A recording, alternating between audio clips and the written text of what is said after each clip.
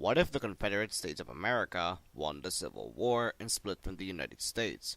How would North America be different if two separate Americas competed over resources and land? This video will have two different scenarios, one which focuses on the domestic changes to a Southern victory and the international changes. Since this is a common topic, I wanted to go in depth as possible, exploring the political and economic issues which would arise from such an outcome. First, the South never would have won the war. The nation was purely based on agriculture and had much lower population than that of the North. It was much less industrialized and its army was much smaller. Yet, in the sake of alternate history, let's assume that because of the catastrophic war effort on the Union's part, that the Confederacy stood a chance. Second, there are so many factors that go into how the Confederacy could have won that we won't even go into how the South would have won. Let's just assume that out of all the odds, the Confederacy won, and the South becomes its own separate nation from that of the United States. North America now has two former British nations competing over resources, lands, and dominance. So by the 1865, the conflict is over, and the United States would have no choice but to let the Confederate States become their own entity, and the former U.S. is split into two. For the first decade after the war, the South would have to deal with economic turmoil and inflation, while trying to rebuild after the war. What would be the initial outcome of a CSA victory?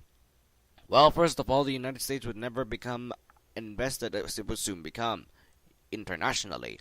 European wars and foreign politics would be unnecessary because North America would now appear a lot more larger, and since the US would have a domestic enemy, they would never be massively involved in foreign affairs.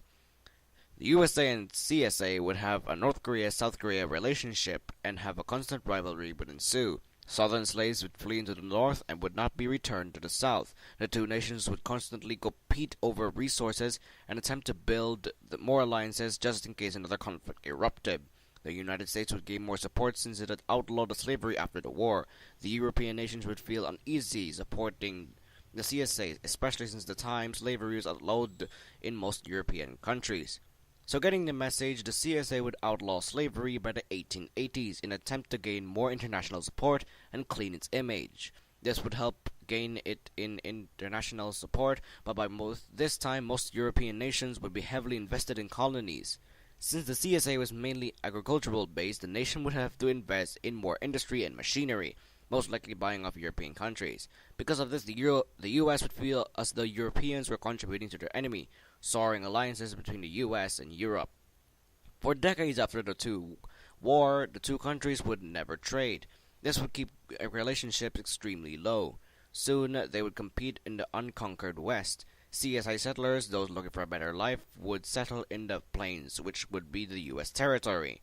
The US would react to the settlers by force, and with that, some sort of conflict over the West would begin between the North and South. The conflict would rage off in the settlement and would most likely not grow into the full-scale war in the East. The North, with its higher population and industry, would win, and the Southern settlers would be forced to leave. Specific details are actually hard to predict, and specifically, in this scenario. Yet, it's pretty certain that at one point the North and South would reunite peacefully decades after the war and recognize themselves as Americans due to the growing presence of Europe and the outside forces in the world. Both countries would have a common history, and this would be essential in reuniting once again. Racial tensions would be sour, especially in the South, and the Jim Crow laws would most likely stay well until the 1990s. So how would our world be different today? Well, here are a few things. 1. Vast language and cultural differences would be between both nations. Decades of bad relations would lead to less of an exchange of ideas, leading to two starkly different cultures in North America, even more than today. 2. The West would have less European involvement due to the U.S. competition in the East. Tribes such as the Blackfoot and Sioux would stay dominant in the area into the 20th century. And 3. The United States would seem much different than today. States would be seen in a larger light, and the country would be less united as a whole and more on states. Alright, so that's pretty much it. So thank you very much for watching. I know my videos are not too great just yet. I'm a terrible editor when it comes to Movie Maker. But hopefully I will be learning from that. because I'm mainly religion-based and not computer-based. But hopefully this is good for you. So if you like my style, tell me, and help me. What should I do next? Tell me. And yeah, so I'm Hilbert Herringull,